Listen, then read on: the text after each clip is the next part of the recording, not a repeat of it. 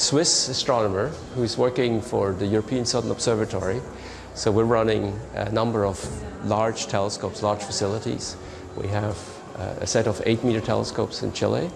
We also are a partner in the Atacama Large Millimeter Array, which is a radio telescope in itself, which has 55 antennas to work together.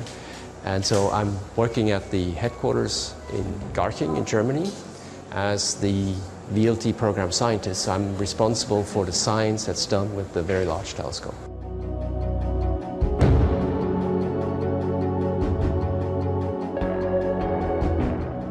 So as an astronomer, we all have a certain topic that we're working on.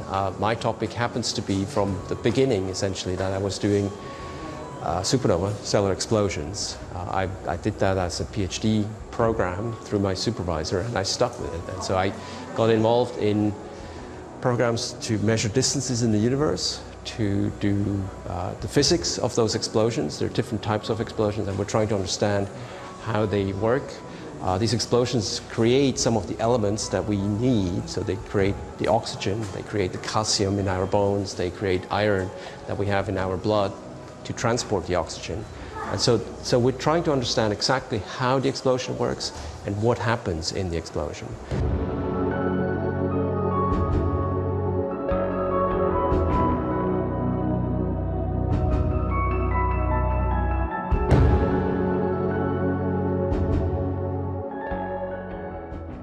The other thing is, as I mentioned before, we've done a little bit of cosmology, so we've tried to understand the evolution of the universe. How did the universe evolve? And that question then leads automatically to what is in the universe. What actually are the components that make up this universe? I would run.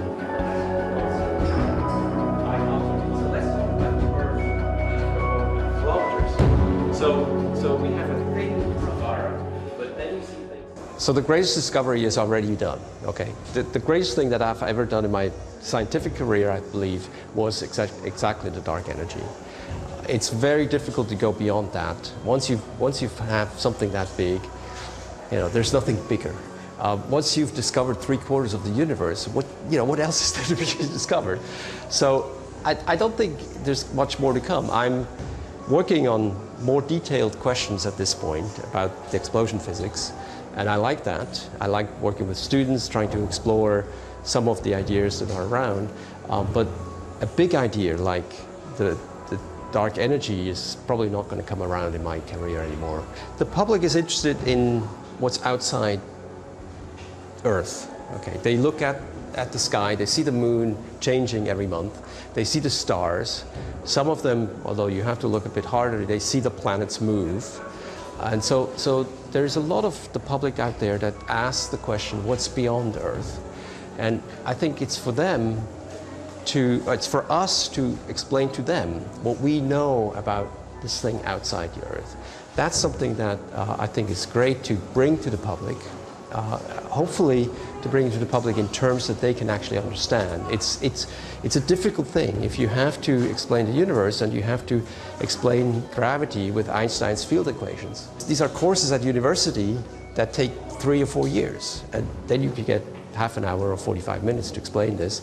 So you have to do something completely different. But it's important to convey the feeling to the public that this is interesting and there's something happening here that they would like to at least perceive, maybe not understand completely, but perceive that there's something interesting happening here.